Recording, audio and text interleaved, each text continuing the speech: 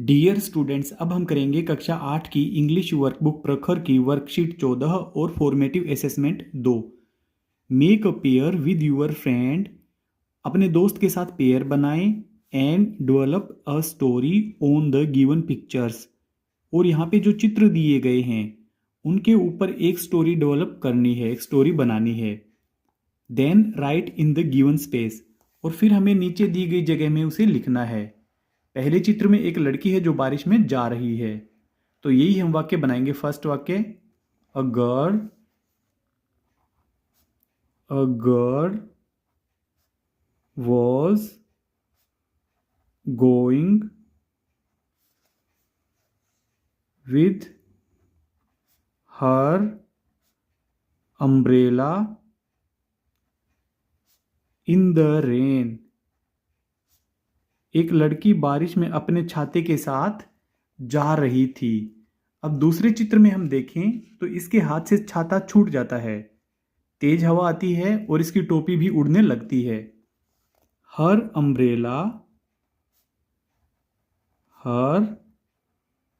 Umbrella flew away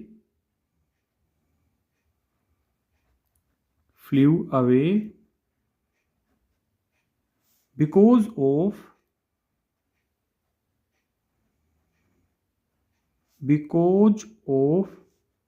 a gust of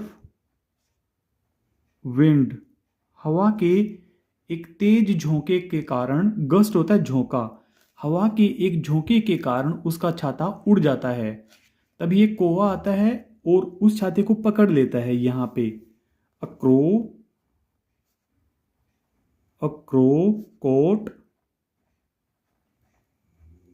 coat hold it. एक कौवा इसको पकड़ लेता है विद इट्स क्लोज होते हैं पंजे। अपने पंजे के साथ इस छाते को होल्ड कर लेता है या पकड़ लेता है। और फिर अगले चित्र में देखें तो इस कौवे ने इस छाते को उल्टा लटका दिया है और यहाँ पे इसने अपना घोंसला बना लिया है। The crow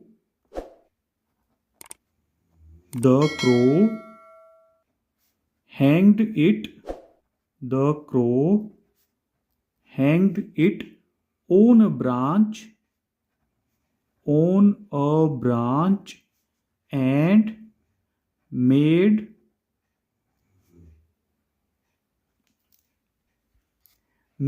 a nest in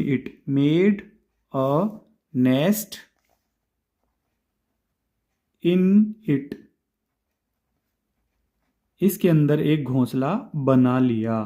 कौवे ने इसको टहनी के ऊपर लटका दिया और इसमें अपना घोंसला बना लिया। आगे फॉर्मेटिव असेसमेंट 2। फॉर्मेटिव असेसमेंट 2 में है which month comes between May and July. मई और जुलाई के बीच में कौन सा महीना आता है? मार्च, अगस्त, जून, अप्रैल। तो जून का महीना आता है मई और जुलाई के बीच में। आगे सेकंड है टिक right the correct answer for the given sentence. यहाँ पे जो वाक्य दिया गया है उसके लिए सही उत्तर कौन सा है? माई कलर इज ऑरेंज। मेरा कलर नारंगी है। I wear a green hat. मैं एक हरे रंग की टोपी पहनता हूँ। And I sound like a parrot. मेरी आवाज़ पैरोट के जैसी है। वट एम आई। मैं क्या हूँ? A chariot, N orange, a carrot, a tarot. तो ये वाला सही है, अ कैरोट यानी कि गाजर। गाजर के ऊपर हरे हरे पत्ते होते हैं और इसका कलर नारंगी रंग का होता है और इसकी आवाज़ भी ऐसे होती है जैसे पैरोट, कैरोट। आगे है question number 3। Tick right the correct option for the given symbol. यहाँ पे जो सिंबल दिया गया है इसके लिए हमें सही ऑप्शन बताना है। वॉशिंग हैंड्स, हाथों को धो रहे हैं। फिलिंग वाटर, पानी भर रहे हैं। वॉशिंग डिशेज, ये प्लेटों को धो रहे हैं, बर्तनों को धो रहे हैं। ये वाला सही है। आगे है चौथा, who will say the below line to whom. नीचे की जो लाइन दी गई है ये कौन कहेगा और किसे कहेगा? I will take 3 plates and please gift wrap a cup too. मैं 3 प्लेटें लूंगा और एक कप के ऊपर आपको गिफ्ट पैक भी करना है, गिफ्ट कागज भी लगाना है। A buyer to a seller, एक खरीदार एक ग्राहक कहेगा दुकानदार को, बेचने वाले को।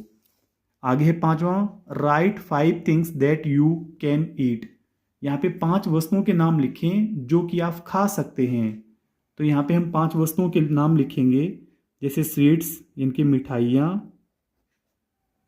Apple, banana, mango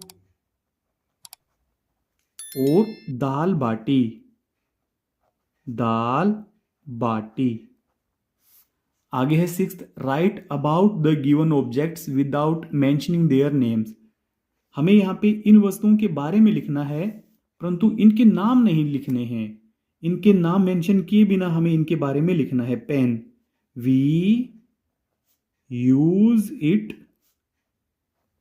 to write, हम इसका प्रयोग करते हैं लिखने के लिए। आगे है चेयर। अब हमें चेयर का नाम नहीं लिखना है, परंतु चेयर के बारे में लिखना है। Our teacher use it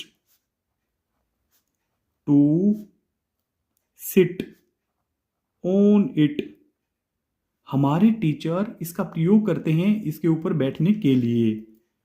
read the given passage and answer the following questions. हमें यहाँ पे जो नीचे पैसेज दे रखा है इसको पढ़ना है और फिर हमें क्वेश्चन के आंसर देने हैं। My sister and I were playing under the tree in our garden. मैं और मेरी बहन गार्डन में पेड़ के नीचे खेल रहे थे। We heard the voice of a cat around us. हमने हमारे आसपास एक बिल्ली की आवाज़ सुनाई दी। Both of us search for the cat. हम दोनों ने बिल्ली को ढूंढा, but could not find it, परंतु इसे नहीं पा सके। We got tired and lay down on the ground. हम दोनों थक गए और जमीन पर लेट गए। And there it was up on the branch, और यह बिल्ली वहां पर थी टहनी के ऊपर। स्टक ऑन द ट्री, पेड़ के ऊपर अटकी हुई। वी कॉल्ड अवर फादर, हमने हमारे पिताजी को बुलाया। He saw it and decided to climb the tree and set it free.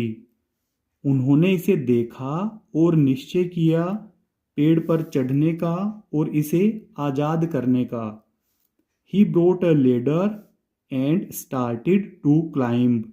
वे एक सीढ़ी लेकर आ गए और पेड़ पर चढ़ना शुरू कर दिया। My mother told him to be careful. मेरी माताजी ने उन्हें सावधान रहने के लिए कहा। ही लाफ्ड, वे हंसे। बट सडनली, परंतु अचानक से, his foot slipped from the ladder, उनका पैर सीढ़ी से फिसल गया। सेवंथ है, why do you think the children could not find the cat. Why do you think, आप क्यों सोचते हैं कि बच्चे उस बिल्ली को नहीं ढूंढ पाए। तो इसका कारण ये है क्योंकि उन्होंने पेड़ के नीचे ही देखा था, परंतु वह बिल्ली तो पेड़ के ऊपर थी। दे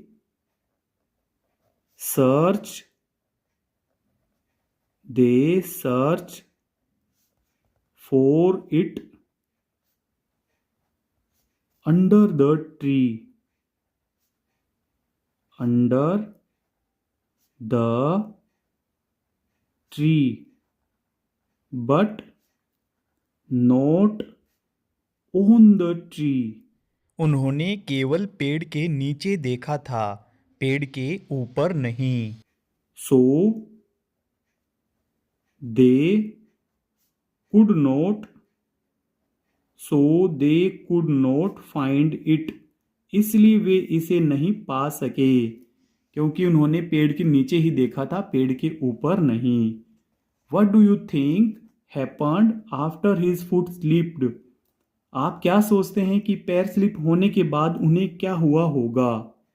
ही माइट गेट इंजरी, उन्हें जरूर चोट लग गई होगी। ही माइट गेट इंजरी, उन्हें जरूर चोट लगी होगी। आगे 9th वाला है, what are some other works that we use a ladder for, वो और कौन कौन से काम हैं जिनके लिए हम एक सीढ़ी का प्रयोग करते हैं। We use it to clean the walls and fans, हम इसका प्रयोग करते हैं दीवारें और पंखे को साफ करने के लिए। To remove